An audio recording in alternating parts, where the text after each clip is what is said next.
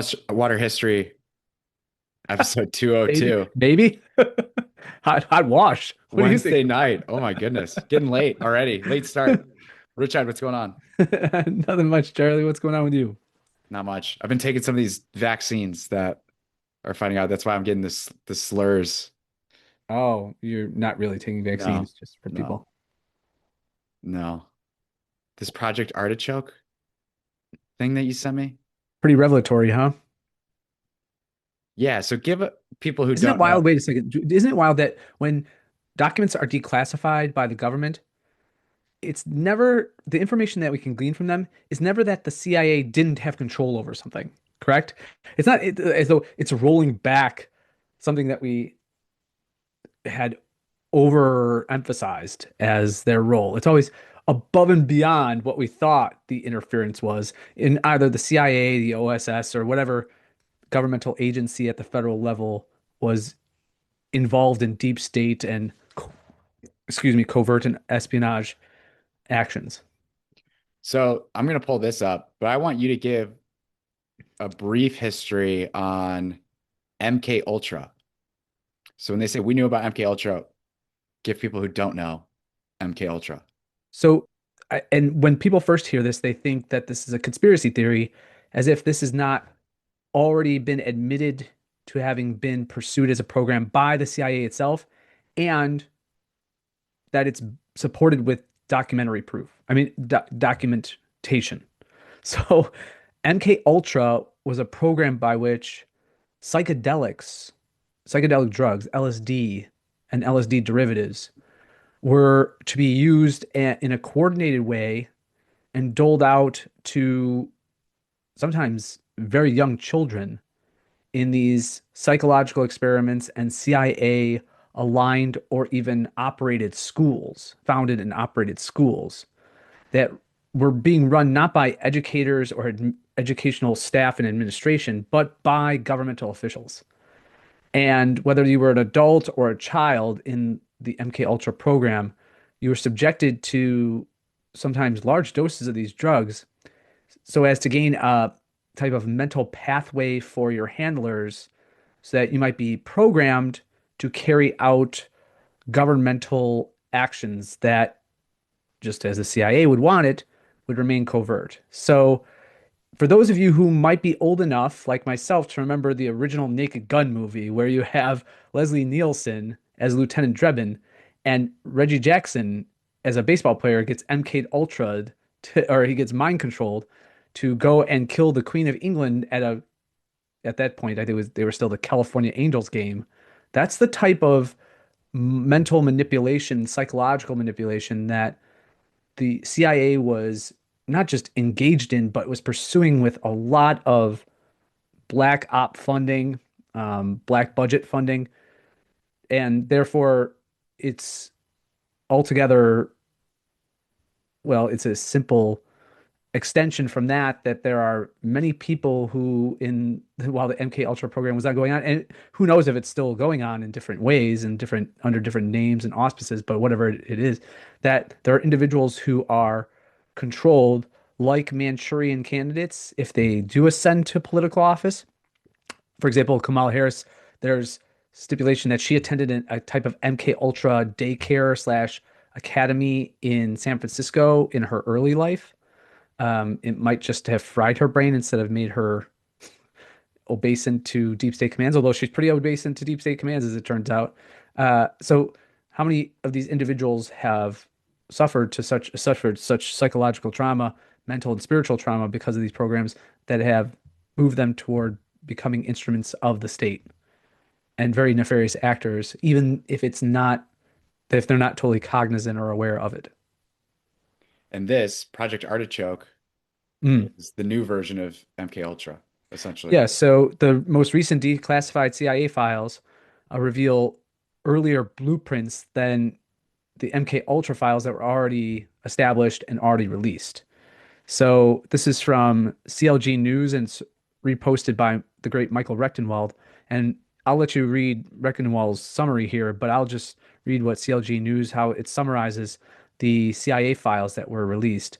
So it says declassified CIA files reveal blueprint to manipulate Americans' minds. And we should note that MK Ultra, while there were certain elements of the program that were specific to individuals and groups and different parties within the United States, that the CIA, NSA, or other, covert uh, alphabet soup programs wanted to make sure individuals were a part of this. It was all also a broad program, kind of like Mockingbird or other operations that were manipulative down to just propaganda to the masses, how best to psychologically alter the worldview or perspective or values of the public at large. So, as of February 23rd, 2026, a newly released CIA document reveals a chilling blueprint to manipulate minds through covert drugging experiments, i.e., just like MK Ultra. The report added to the CIA's reading room in 2025 details the government's once top secret Project Artichoke that ran from 1951 to 1956, focusing on behavior control, interrogation techniques, and psychological manipulation. The 7-page document titled Special Research for Artichoke, with an attachment labeled Suggested Fields for Special Research Relative Artichoke, outlines proposals to develop chemicals capable of altering human behavior. It discusses drugs designed for both immediate effects, like truth serums, and long-term influence, potentially administered through food, water, alcohol, or cigarettes. Researchers also suggested that such substances could be disguised in medical treatments, such as, you guessed it, vaccinations or injections. Artichoke served as a precursor to the CIA's already well-known and revealed MK Ultra program, which later broadened mind-altering experiments on a larger scale. So go ahead and if you want to summarize or read what This is Michael Rechtenwald said. Rechtenwald, Mhm. Wreck the Regime. We knew about MK Ultra, and now we know that a precursor program, Project Artichoke, aimed at mind control over a much broader population base. These revelations make it clear that the CIA has posed an enormous threat to US citizens, in addition to the horrors it unleashes on non-US target governments and populations. If we lived in a truly democratic society, the CIA would be dismantled immediately. Of course, we do not live in a democratic society. In many ways, our government is inimical to human welfare. Yeah, that last line is so true. So where else do you go but anarchy, right? I mean, Well, you could say is this something? all government. You could just replace our with all. Yes, that's right. That's right. Yes, because especially in the modern era, governments the world over, with very few exceptions, and in many ways, the exceptions are inimical to their nature, where they act in benevolent ways. What you have are self-seeking, self-advancement of apparatchiks and bureaucrats who are acting according to a series of incentives that are not only misaligned with the general interest of and welfare of the various publics they say they serve, but public choice theory from the University of Virginia, James Buchanan, proved so long ago that these public servants are no different. In fact, they're because their incentives so much align against or are contrary to the general welfare of the public that they indeed end up being, in a sense, opponents of the good of a society. They are detractors. They not just interfere, but they actively work and prescribe things that are harmful to general society because it's advantageous to them within operating within the state, the coercive entity that we know as the monopoly of violence within a given territory, as Rothbard said it, and that's the state. That's what those files reveal. And the more that they're released, the more that it's just proven that not only are these conspiracies true, or these supposed cover-ups unraveling and revealed, but it just shows you how long they've been going on. Yeah. Uh, and moreover, are we are we really in the era post-COVID? So somewhat post-COVID. Are we really going to say that they've stopped? That somehow after the church committee hearings in the 70s that the CIA backed off? No, and we know from Snowden and Assange that that's not the case at all. If anything, it's just intensified. and become all the more proximate and damaging. Yeah. I don't think you would describe the church as inimical to human welfare, Depends on the church we're but talking about. but got some inimical things going on, wouldn't you say? Well, maybe I don't know if I use that adjective, but Too certainly strong? contrary to the good. Too strong? Well, inimical means just against the nature of or the good of something. Right. Yeah. So you're saying the word's too strong in this case? Yeah, maybe. No, no, it's not too strong. I'm just saying it's in yeah, it's I'm not sure that Or maybe what the actors yeah, inimical to the church? The actors within, the bad actors within? I don't know if a person could be inimical to an institution. So look up the definition of inimical, Okay. and you'll find that that doesn't really work there. I'm kind of nitpicking, but Tending to obstruct or harm. And they use actions inimical to our interests. okay, yes. Okay, so all right, so the point being there is like yeah, contrary to I was actually using a very Thomistic definition there, like contrary to the nature, and insofar as something acts according to its nature, it's good. Yeah. Right. So if like lying is inimical to you, that's a good thing. It's Right. not. It's so abhorrent to you and contrary to you acting in your good and the like in accord with divine law that it's unnatural to you. Right. So yeah, I guess yeah, I suppose they are acting in yeah dastardly, nefarious, dark ways. A lot of these prelates. You As wanted we to know. talk about the reaction Cardinal Sarah had to SSPX? Sure. Well, John Henry Weston at Lifeside News had a great video. It's about 8 minutes long. I will post, or we will post the link for the lengthier video in the show notes if you want to take a look at that. It's a beautiful open letter to Cardinal Sarah. And this is where we haven't spent that much time, Charlie, evaluating and this is going to sound judgmental because I'm going to use the word judging or really assessing what the supposedly conservative cardinals in the post-conciliar moment, how they've acted in under the Francis pontificate and then under now Francis 2.0 and Leo. Or more so, might I go so far as to say that we haven't really given them a proper examination of what they have done in a positive light. I take that back. We tend to laud them because they say they pose themselves as defenders of tradition. And they'll even go so far as to, as Cardinal Burke did when Amoris Laetitia was issued with several other cardinals, entering dubia or questions to the pontiff that, of course, Francis never desired to answer because it would have been clear heresy and he was trying to obfuscate and evade any serious evaluation on the part of brother bishops and cardinals.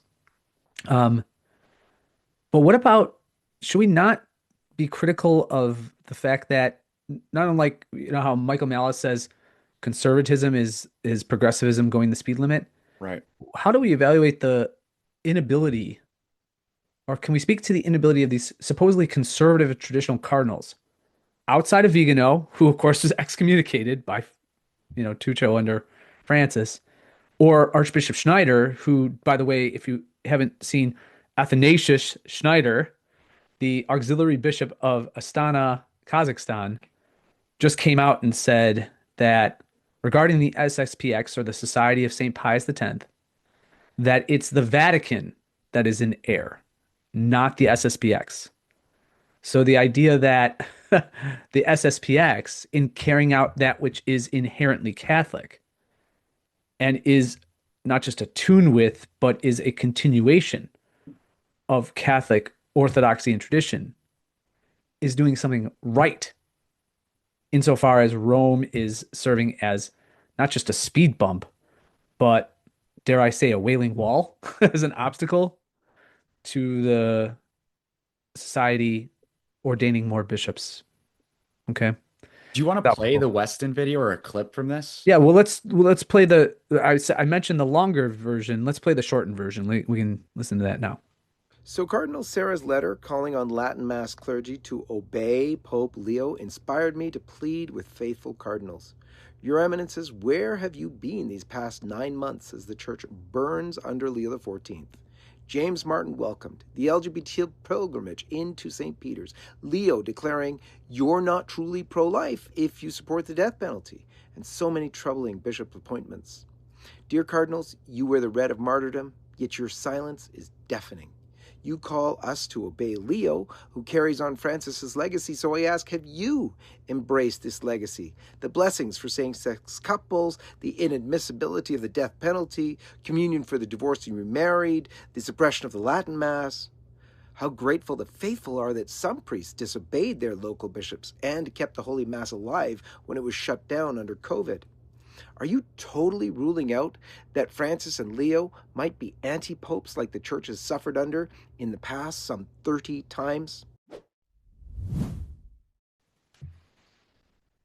So that's a summary. If you want the larger or the longer version, which is obviously more detailed or understandably more detailed, then just take a look at the show notes page because John Michael does a fabulous job of summarizing his point of view, which is altogether, I think, rational and fair and very, very much objective. He obviously he feels a certain way and has this leaning toward defending the SSBX. But it's in light of the fact that you have cardinals like Cardinal Sarah and Cardinal Burke, who they're fine men, and they've defended the right of ecclesia Dei communities and the general church to access the beauty of the Vitus Ordo or the old Mass. And for those who are nourished spiritually, that in point of fact, it should not be suppressed as um, fiducia supplicans. Oh no, fiducia supplicans was the gay thing. Yeah. What was the other one? I'm running out of Oh man, the the legal France instructions.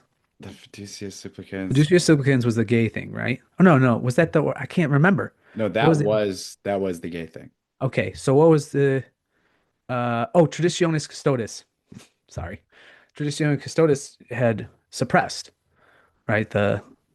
And began persecution under the guidance of men like Cardinal Roche, who was always just a modernist, thorough modernist. I mean, there was an old saying when I forget who coined it, but looking back, I believe it was was it Chesterton when he was looking back at the fourth century, and he Chesterton wrote a whole piece on Athanasius, and he said the world awoke and found itself Arian. Okay, so this heresy that Jesus was not fully divine became so almost overnight ubiquitous. And so suddenly just spread all over the world that the church was held in its grips. And in fact, there were popes like Liberius at the time in the fourth century that wanted Athanasius and other Orthodox bishops to work within the ecclesiastical framework. In fact, Bishop Schneider brought this up in a message to and an appeal to Pope Leo. And he says essentially, my namesake, the original Saint Athanasius, when he was confronted with even papal, when we won't call it excoriation, but kind of instruction that he work within the semi-Arian and fully Arian episcopacy, Athanasius said, no, I'm not doing that. Okay. So you have an open, out of a desire for the true practice of the faith. In other words, Athanasius was attuned to the Good Shepherd. He was attuned to the Holy Spirit, speaking still through the tradition of the apostles in the true church. And we have 1,000 other instances of saints doing this. Joan of Arc was condemned. Thomas Aquinas was censored. Right? You have all these acts. St. Vincent Ferrer was in the midst of the Avignon captivity, Avignon captivity, and then subsequent Great Schism, where you had reigning pontiffs or pretenders in Avignon, in Rome, and then eventually in Pisa too. Vincent Ferrer and Saint Bernard of Clairvaux supported the Avignacii successor, so they didn't even support the Roman pontiff, or the one who was claiming to be the Roman pontiff during the Great Schism. So in these times of crisis, correct? I just find it, and I was talking with a wonderful friend of ours just the other day on the phone, and I asked him about what he's feeling about this as we're moving closer and closer to the SSPX as a society ordaining bishops outside of pontifical approval and or papal approval. And he said, "Look, I even going toward the sede vacantis, and on a previous episode, I said, boy, it's fine. I'm finding it harder and harder to refute 1958 sede vacantis arguments. I mean, it's really hard. The one thing that's I think keeping a lot of people from going sede is the disposition, which is often caustic and pedantic toward other people who aren't sedes, which can be annoying and off-putting of the already established sede people. But I'll tell you what about sedes, I've never met one that isn't knowledgeable of Catholic tradition. I mean, they're very knowledgeable. Now they might have an interpretation of papal supremacy that leads them to become sedes because they won't admit, or conciliar infallibility or something like that goes above and beyond what even the church in her tradition would say. But be that as it may, those are all kind of side controversies. Okay. Yeah. When I was talking to this mutual friend of ours, he agreed with me, and I thought he articulated it so well. He said, "Look, in this era of nearly total confusion pertaining to the magisterial hierarchy of the church, where there's open heresy being promoted by open and what we might call audacious and proud heretics who are firmly established and ensconced in the church, in the visible hierarchy. Can you really blame anyone for also being confused? Right? I mean, in other words, as long as you can determine that there are people of goodwill, are you really going to be in a position to say, oh, the SSPX is schismatic? Or, I mean, it's one thing to say that someone like James Martin, S.J., who's going to buck 2,000 years and then beyond into the Old Testament, into the revelation of the sacred scriptures of the Old Testament, and going to try to, I don't know, make appropriate, if not uphold, sodomistic behavior and homosexual acts as legitimate and life-giving, or as Cardinal Radcliffe said, is like they're Eucharistic. What the hell are you talking about? These are sins that call upon God's severe vengeance. They discussed even the demons, according to exorcists like Father Ripperger. So, I mean, these are things that they're trying to just skirt around and alter and obfuscate already established divine natural law and revelation given in the church, and her understanding and her constant practice in accordance with the Holy Spirit who guides and nurtures her in her tradition. And then so I mean, I'm not going to condemn anyone who says this is whack. I mean, this is crazy. I can't reconcile the fact that you have you have two clearly heretical popes, if not all the popes since the council. Because, I mean, even if you look at people who are really strong against sede vacantis and want to go after them, I know I was listening or watching Stephen Cox's program. I believe it's Faith and Tradition is what it's called, and there was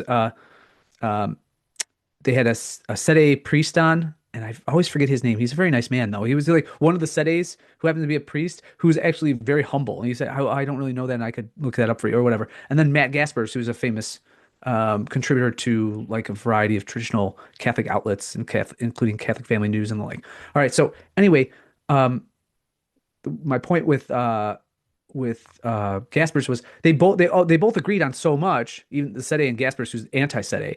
And at one point, something that it didn't even register with me, and I have to look back and read it in its entirety, but it reminded me, if you look at John the 23rd, of course, John the 23rd, who succeeded Pius the 12th, who everybody pretty much recognizes except weird sedes who go back to like the 13th century, um, as a legitimate pontiff and head of the church. Um, if you look at the speech that John the 23rd, as successor to Pius the 12th, gave, John the 23rd was a modernist. I mean, he was running in weird Masonic French circles post-war. He was really, really close with de Gaulle and the Fourth and Fifth Republic government in France. I mean, those republics are the successors to the republic that wanted to wipe out the Vendée and committed such egregious acts in the Reign of Terror, especially against the church and trying to de-Christianize France. And the Fourth and Fifth Republics are doing the same thing. They just do it more subtly because they found that previous method of martyring everyone was not effective. So, and the speech that he gave, it was something like, I forget what it was called. It was before his release of Mater et Magister, which is Mother and Teacher, which was a document that's pretty soft and squishy in and of itself. But there was a speech that he promulgated before the council, which is just totally weird. And it's just rife with heresy. And that's the foundation, or that's the kind of opening sentiment, if you will, that led to the Second Vatican Council. And then just, a lot of the arguments, like I was listening to Tim Gordon. I had to shut off Tim Gordon the other day. Whoa. Yeah, because he was just he's like coming out hard against the SSPX and saying they're midwits and they're being inconsistent and they shouldn't be ordaining bishops. And he doesn't recognize that canon law permits, especially in terms of recognized or what we might call reasonably believed crisis within the church, that you're not culpable for actions so long as your goal is aligned with, your objective is intentionally, that means formally and to a degree materially aligned with the ultimate goal of the church, which is the salvation of souls. So, I mean, I was kind of unnerved. Maybe he does, because I had to shut it off because it was so annoying, but it was a 2 hour long rules for retrogrades. I got through about 45 minutes of it, but I don't know if he talked about it later on. But you have the same officious, what I would call Pharisaical and heretical church, the official visible hierarchy under Leo and Francis before him, has entered into an open and proud agreement under Pietro Parolin as Secretary of State for the Chinese communist government essentially to name and ordain its own bishops with very little to no say, and certainly not overarching authority from the Pope himself. So how can you then, it's always this, in modernist ape church, it's always condemn the traditionalists who are carrying out in the most authentic way, in lex orandi, lex credendi, both in doctrine and in worship, the authentic Catholic faith and religion. But when you have the Mozambique rite or the Zimbabwean rite or the Zairean rite, you have to have the Amazonian Synod to work out some new rite for the dart shooting Indians of the Amazon. I mean, so that Catholicism is somehow more applicable. And meanwhile, too, by the way, I don't know if you saw this, but Leo is elevating to the state of venerable, if not beatifying, a missionary priest who served in Colombia and was an open homosexual and talked about sleeping naked with male members of the tribe and having them rub his genitals and stuff like that. Yeah, take a look at it. So we're living under this lavender mafia, and it's not just this lavender mafia where they could go off to their secretive gay orgies. Now they're starting to celebrate and even elevate to the status of, in this case, venerables and blesseds, eventually saints, open sodomites, and people who are otherwise should have been seen as reprobates and repugnant from a moral status, and certainly from the church's position in terms of her membership. And meanwhile, Marco Rupnik, just take an example. Vigano gets excommunicated. Marco Rupnik, who was a Jesuit, who was so heinous in his crimes against nuns, sacrilege, all these horrible things that he engaged in. The Jesuits had to kick him out. The Jesuits kicked him out, and he's not excommunicated. He's actually, I believe he was given faculties in some diocese in Slovenia. So This is who we're dealing with at the moment. So in that climate, do you, I can't help but be sympathetic to the SSPX. And then what do we have?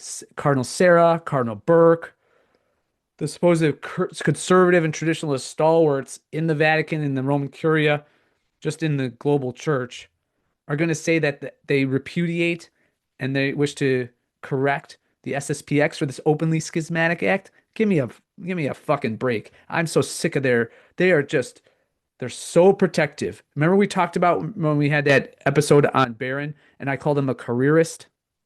They're all careerists. The moment the Lavender Mafia or the St. Gallen group threatens their little sinecures or their seats at some University of Louvain or Freiburg or whatever, or their honorary titles, that's when they back down and they fall right in line, whether it's Mueller, whether it's Burke, whether it's Sarah. I mean, thank God Schneider's not doing it, and thank God Bishop Strickland's not doing it, but they're like voices in the wilderness. I feel like they're the St. John the Baptists, right? And they're preparing the way of the Lord. These other guys are out there just being Pharisees and Herodians in this kind of version of the passion of the church that's going on. I had a question about Arianism, but I don't want to Oh, take the topic if you're well, it's okay. What still would you trying to like to roll ask? on this. How did it get so popular? Well, it's a very alluring type of heresy because, and Athanasius talks about this in his orations against the Arians, his his most famous work, which was De Incarnatione, which is on the incarnation. Of course, he wrote it in Greek, not in Latin. But and he says it's very this is it's a very poignant and pertinent question you ask because Athanasius says that Arianism is basically warmed over Judaism. And if you don't believe in the full divinity of Christ, then what is in jeopardy, of course, in what's called a soteriological sense, which means how we're saved. It's a study of soteriology is the study of how we're saved. Uh, if you don't have this complete and or marvelous exchange, not marginal, but marvelous exchange taking place, where in God, in his complete essence, as the second person of the Trinity, fully assumes human nature to raise it up to the Godhead. So therefore, that's why we have great quotes from Athanasius that are so beautiful, but they're challenging from an ontological perspective. Believing that the incarnation has fully taken place requires requires a remarkably what am I called complete response. Like there's no hold, you cannot hold back after this. And let me see if I can draw this out a bit more. So Yeah. when Athanasius says God became man so that we might become God, right? That's sometimes scandalous to people. They don't like the idea of theosis. They don't like the idea that God, upon becoming fully human, means that we're obligated in our full happiness, that our telos, our end, is to become the divine, to be so united with Him, right? And that's scary to a lot of people, isn't it? I mean, in a way, you could understand why it's scary, because if through His teaching, through the grace of the Holy Spirit that He poured out, especially on the cross for our salvation, right? If that's so overwhelmingly complete, and we know from the Gospel of John, right? What does Jesus admonish us to do? Be perfect as your heavenly Father is perfect. What that means is, well, that's a call to us to ditch the old moral turpitude and reluctance or excuse making, let's say, right? And instead of doing the excuse making or pursuing the lowest common denominator of human action and response, we're supposed to imbibe of and what we're capable of is a divine type of love. We're capable of agape, right? We're capable of such overwhelming love of neighbor that, like Christ, we could imitate him in his instruction that we would have. There's no greater love than to give your life for a friend. And what happens? The men most proximate to him and receive that message, including John, from my perspective, all were martyred. John's martyrdom, as I've said on a number of occasions theologically from my reflection and perspective, occurred as he watched Christ die on the cross. And that's why he was spared a physical martyrdom. His was a type of white martyrdom rather than a red martyrdom that the other apostles experienced. Got it. I'm interested in what you think about that. In other words, about Arianism, why it was attractive at the time. In other words, again, to believe that Jesus is sort of superhuman as a full Arian, or more so that he's sort of divine, like a semi-Arian, rather than fully of homoousios, as the Greek translates, of one substance, of one essence with the Father, right? It kind of lets you off the hook to a degree. Right. It, Be perfect as your heavenly Father is perfect. It's yes, not be the best version of yourself. very good. That's a great And distinction. everybody likes to say that, especially in modern times. Yeah, that or the people that, and this unnerves me, in a Catholic funeral, the last song that should ever be sung at a Catholic funeral, although it's done all the time and it just drives me crazy, is Frank Sinatra's "I Did It My Way." It happens all the time, Charlie. In Novus Ordo funerals, it's so prevalent. I'm almost shocked when it's not In the sung. church? Oh yeah, oh yeah. Or I've it's never alluded to in the eulogy. That happens a lot. I've never heard sung in. Your distinction is right on, and it's a great distillation of why it was so alluring, right? It's like, okay, it's acceptable for in a almost a subjective way for me to pursue the good that I imagine it to be, because God hasn't fully entered into our nature. You're called to more. Yes, that's right. You're called to divinization. Your creator demanded more of you. Correct. Correct. Yes. And it's alluded to in other ways in the synoptics. I've made you heirs, right? I no longer call you slaves, I call you friends, right? I call you friends. So, I mean, think about that. The the human race had so rebelled against our nature and against our creator's perfect and effusive love for us that it could be easily said that we were enemies. We were enemies with God of our own volition, from our own transgressions. We willed to be separated from the love of God. And what does Paul say? After the incarnation, neither thrones, dominions, right, principalities, powers can separate us from the love of God, because the incarnation infused into human nature this, again, as the fathers always called it. They didn't call it this, but they always speak of it: the marvelous exchange of God who is fully divine, becoming fully human, and then taking our human nature back with him into the life of the Trinity and Godhead in perpetuity. And that's the envy of the angels. Christ did not assume an angelic nature. If the angels are envious of us in only in one instance, it's because the second person of the Trinity did not become an angel. That you can understand why they would lament that, right? But instead, he became a human for our salvation, so that we might be united with him. And by the way, it could be argued, and I've seen it argued by a number of both patristic and medieval theologians, even modern theologians, that because, and it makes sense, because Christ has assumed and maintains his human nature in his physical body in heaven and for eternity, that um, our our I suppose both essence and experience, our thatness and our whatness, our existence and our experience, is more united to the Godhead than any angel will be, because he didn't assume an angelic nature. Now they're going to have greater capabilities because they're non-corporeal and they have all this angelic intellect bestowed upon them. But in terms of proximity to the essence of the Godhead, humans are going to have the I won't call it advantage, but proximity.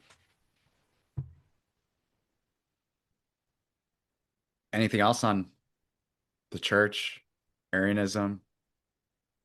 Other than I would just point out that modernism is just warmed over part Arianism, it's Donatism, it's Nestorianism, it's all the ancient heresies just all wrapped up into one, and then reshaped and formulated with a highly relativistic bend, and you got modernism. So it shouldn't shock us that it has such appeal because it's the center, as um, I, even Kennedy Hall pointed out, and as Pius X pointed out in Pacendi, it's the synergy of all heresies, modernism.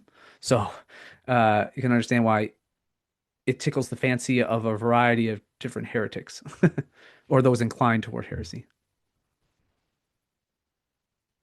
Do you want to talk about a town that's gone full modernism? Sure.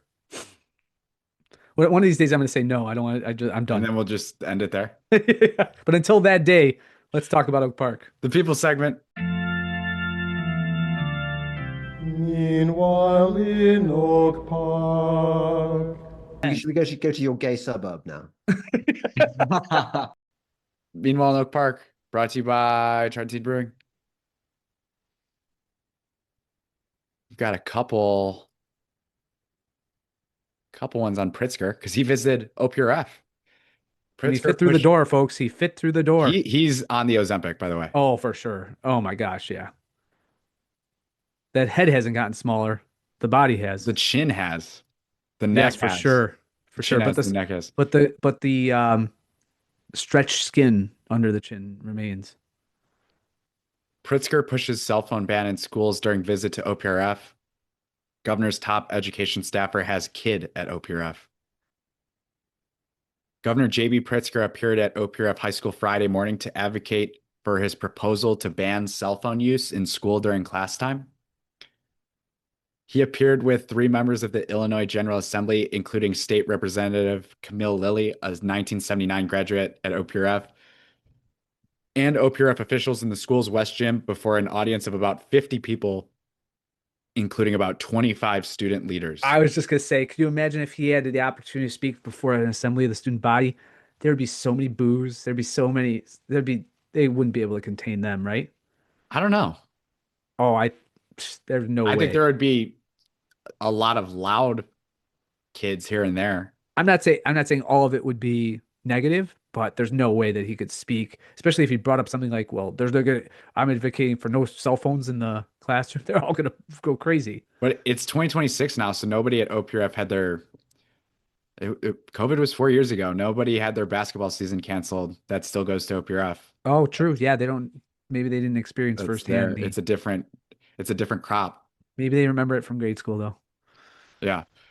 Quote, strong schools are the foundation to our success as a state. This year, I am proposing legislation that requires school districts to adopt a cell phone policy that keeps students focused on the work in class, Pritzker said. We owe it to our kids to cultivate the healthiest, most productive learning environment possible. This proposal will help us to do just that. How about you train and hire teachers that teach in such an engaging way that no one feels compelled to look at their cell phone? I know that's the harder path. No, that's the one toward the ultimate goal of actual education, an effective education at that. But that's the one they'll never actually allude to or speak of because they don't have the personnel, they don't know what that looks like, and they don't have the skills by which to deliver that type of service. So let's just take the cell phone out of the hands of people. Pritzker mentioned the ill effects on young people of excessive reliance on screens and social media. Quote, there's real harm being done by social media, Pritzker said. The proposed legislation would require all school districts and charter schools in Illinois to adopt a policy limiting the use of wireless communication devices on school grounds during the day from, quote, bell to bell, according to a press release put out by the governor's office. Oh, this is so just oppressive and officious. It's just, The proposed legislation contains 4 exceptions to the proposed prohibition of cell phone use during class time. They are when a medical professional determines that the possession or use of a wireless communication device is necessary for the management of a student's health care, when it is necessary to fulfill an individualized education plan or 504 plan, when necessary for students who are English learners to access learning materials, participate in class, or otherwise facilitate communication, and when a student is a caregiver and is routinely responsible for the care and well-being of a family member. yeah, here it is. The government, i.e. the state, is always impositional. It can't leave well enough alone. Or through subsidiarity, again, thoroughly Catholic, idea or tradition, subsidiarity. Leave it to the schools. Who are you to say from your governor's mansion or the halls of the General Assembly in Springfield how each school or district or I I mean maybe this will promote more private schooling or homeschooling. I hope that's the case. But why are you determining for them? I mean, I used cell phones. I had kids use cell phones to educational ends in the classroom.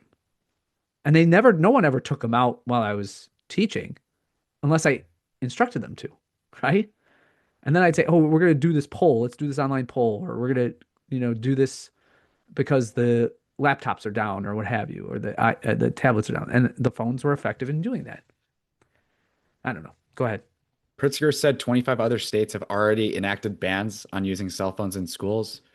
Pritzker came to OPRF in part because OPRF has a general practice in which students are supposed to put their cell phones in a pouch called a cell phone home, which is typically hung on a classroom door for the duration of a class period. Martin Therese, Pritzker's deputy governor for education, is the father of a current OPRF student and was aware of OPRF's cell phone policy and helped arrange the visit. There's a deputy governor for education. And how does he live in Oak Park? Like these people do anything.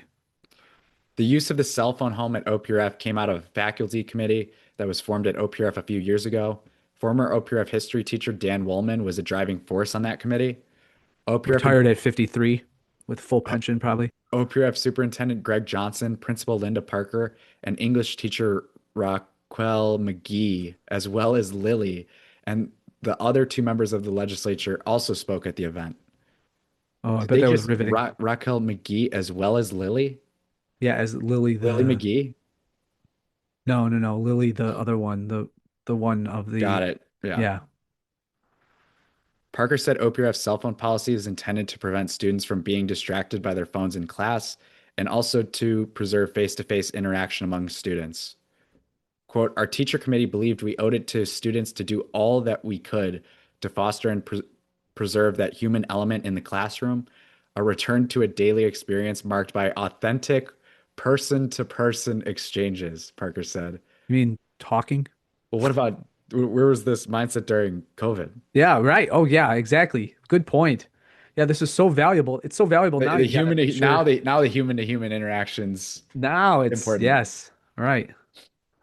And recognition that every time a student reaches for or glances at the phone, that human element suffers. Hilarious. Yeah. How about when McGee, they were masked with N95 masks, cutting off their oxygen? Was that difficult? Or that their actual faces were covered, so you didn't have genuine human communication and expression of gestures and nonverbal? Whatever. This is so McGee ridiculous. said she has noticed a clear improvement in student engagement in class since OPRF began using the cell phone homes. OPRF junior Isabella Crowe said she likes the cell phone homes, but noted that some teachers are stricter about requiring that students give up their phones in class than others. Look at how gay that is. That's that's That's kindergarten, bro. that's kindergarten, right? That's kindergarten. So what we're referring to is for those listening in just the Hold audio. on. Yeah, There's pouches. we might have to just post that in the thumbnail. Yeah, there's pouches where you put your cell phone. 1, 2, 3, 4, 5, 6. Number 6. My cell phone goes into number 6. It says Janie on it, so that's me too. Quote, I find it's very helpful if teachers are enforcing it because it becomes second nature to just put it in the phone home, regardless of the day or if the teacher is lighter on it, Crow said after the event. Some teachers are less prone to enforcing the rule than others, which I think then becomes the problem of cell phones in class. But when enforced and when the teacher has made it very clear that that is an expectation as part of the classroom, it works perfectly. Except you're treated like a 4-year-old. Crow said that most teachers enforce the rule, but some are less strict about it. Crow said she doesn't find it hard to be without her phone during class time, especially now as a junior when she is taking more difficult classes. Okay. Quote, you don't find it hard to be without your phone. It's so busy in the classroom, Crow said. Often, the only times we're prompted to use our phone is for schoolwork, Okay. whether using our calculator or Google Classroom on our phone to upload work, but it's not hard to be without it. We have it in passing periods and lunchtime. Okay, so Just a in normal, according to normal the response. Pritzker, but the Pritzker bill is going to outlaw it from bell to bell. So they're not going to be able to do that, right? The class, I think they mean the class bell to bell. Oh, I don't think so. I think he's calling it for the whole day. I don't think so. Okay. from bell to bell, devices on school grounds during the day. Maybe you might be right. Okay. Crow said that even during lunch, she and her friends try to focus on face-to-face interaction instead of staring at their phones. Quote, even at lunch, my friends always hold each other accountable and we try not to be on our phone around each other, Crow said. Nice. Well, it just seems to me, I know that people are unnerved by, and I'm going to say something a little bit controversial here because even I myself have kind of nodded in passive agreement at the Luddite suggestion that, we just got to get rid of these cell phones. The world was much better without technology and stuff like that. I think this is very similar to, if I could have an analogy, when there's a trend that goes on in a sports or professional league, and it just seems to be almost unfair, like a tush push play in the NFL. But over time, the sport regulates itself, right? So eventually they're going to come up with ways to still satisfy the need or want that's generally shared, right? So rather than some officious outsider and distant authority coming in and regulating it. So in this case, like this girl, she noticed that, well, I kind of actually enjoy sitting at lunch and talking face to face with my friends. I think that's the healthiest way to understand that there's a limitation on the value that the screen and technology in general gives to you. So it doesn't give you that personal, proximate interaction, close by and near interaction. So you ditch it for that time, but then you use it when it's applicable and helpful. So in other words, give it time, right? I mean, I remember there was a huge problem. I remember people just staring at televisions in the 1960s, just waiting. They would watch the famous playwright Neil Simon. I watched a program featuring him when he talked about the advent of television, and he would watch with his siblings the Salt and Pepper screen when no program was on. They would just sit there and watch. Well, that had to be disturbing at the time that the kids were just so mesmerized by the TV. But over time, you either through parental advice and maybe instruction, goading even, and then recognition that, well, if I can get on my bike and hop over and actually talk to my friend, I don't need to just do everything on a cell phone. Yeah. Just allow it to play out a little bit. That's all I'm saying. Pritzker initially proposed a cell phone ban in schools last year, but the General Assembly didn't vote on the measure and decided to hold off and refine the bill to address concerns that some voiced. Some parents like being able to contact their children in school at any time by text message, and some worry that students need their phones in case of emergency. Precisely. Yeah, that's another one. I mean, would you like to send your kid into a public school without being able to communicate with them if need be? I wouldn't. What are your thoughts on that? I agree. I demand that they have their cell phone. I mean, what if some lunatic kid who you have no idea who they are in the classroom attempts to assault your son or daughter? I mean, I want to know that right away. Right? Right. State Representative Michelle Mussman, the chairwoman of the House Education Policy Committee, said research indicates that students are less safe in emergencies if they're on their phones instead of listening to instructions. Yeah, right. What is she looking at? Mussman also noted the irony that she was reading her remarks on her own cell phone. That's great. That's great. That's not irony. That's called hypocrisy. Pritzker was at OPRF for about an hour. The event was covered by numerous Chicago TV stations. Is Mussman an Australian finance minister from last episode? Last one. All right. Thanks, seniors, for keeping hope alive. This is a letter to the editor. I'd like to say thank you to Jean Schulte Matthews. Janae. Wow. Janae Schulte Matthews, pardon my French, for submitting 2 recent letters which shared how she and her fellow senior residents are keeping hope alive and fighting for a better world. It would be so easy for our senior citizens to hang up their hats and relax. In parentheses, Lord knows you all deserve it. But instead, they're choosing to lock arms with us younger generations to ensure our freedoms remain intact for generations to come. Oof. Whether it's physically getting out on the street, using your voice to speak out, or simply being with us in spirit, this millennial is incredibly moved and grateful for your participation. Your courage and compassion has inspired me to keep going even in these hard times. Now let's get back out there and fight. Oh God, this poor kid. Ellie Purtle. Your thoughts are as ugly as your name. Go ahead. They talked about volunteering at the No Kings, No Thrones Yeah, Crowns yeah, of event at course. Schofield Park, Yeah. 1 to 3 p.m. on Right. March 28th. You weren't there? I wasn't there. Yeah. Not in spirit? No, neither in spirit. Yes. Unless it was by cursing them from afar. That's the people segment. That is it. Old.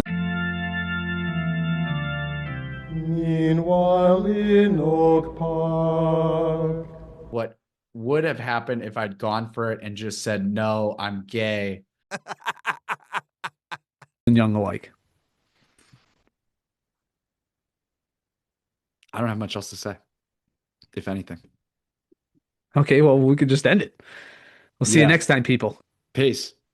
God bless.